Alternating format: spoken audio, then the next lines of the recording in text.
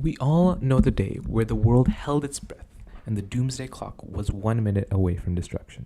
The Cuban Missile Crisis helped shape the view of the Cold War, an elaborate game between the world's superpowers with cold and calculated decisions that shaped the modern world.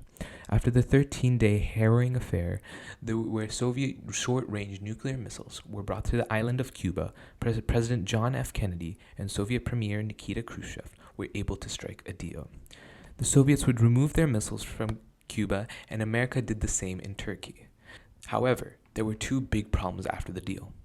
The first being the infamous leader of Cuba, Fidel Castro, who survived so many assassinations he used just a list of the failures of the CIA, was so angry at the Soviet Union for basically ditching them for a deal that would only benefit them. Khrushchev wanted to keep good relations with the Cubans because they were a strategic ally right on America's doorstep.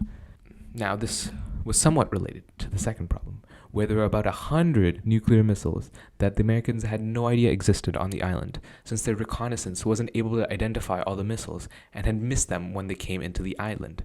Khrushchev became worried that they would be spotted leaving the country and would stoke tensions again, making the Soviets seem like liars for how large their armament was and jeopardizing the deal with JFK. So Khrushchev, the person who absolutely did not want war and would do anything to do so, decided to leave 100 nuclear weapons in the hands of a revolutionary dictator with a well-known temper and the spirit of hope to change the world by any means necessary. He also did this to protect Cuba from any invasions from the US and wanted to keep it a secret. And to make sure this doesn't go south, he sends his second in command, Anastasas Mikoyan, to keep Castro in control and appease him.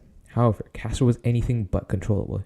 He ordered his troops to shoot down American U-2 spy planes flying in his airspace and ordered Cuba's representative at the UN to tell the world Cuba possessed a crap ton of nukes, saying they were far more powerful than the bombs dropped on Hiroshima and Nagasaki, which was true, but Mikoyan immediately decided to take away the missiles since he realized how bad of a mistake this was.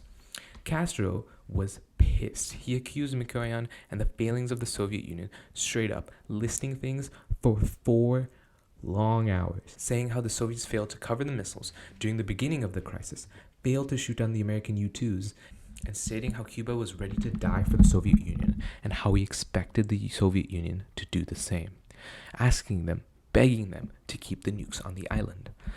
So, to get out of the situation, Mikoyan decided to still appease Castro and casually save the world by stating a Soviet law that he entirely made up.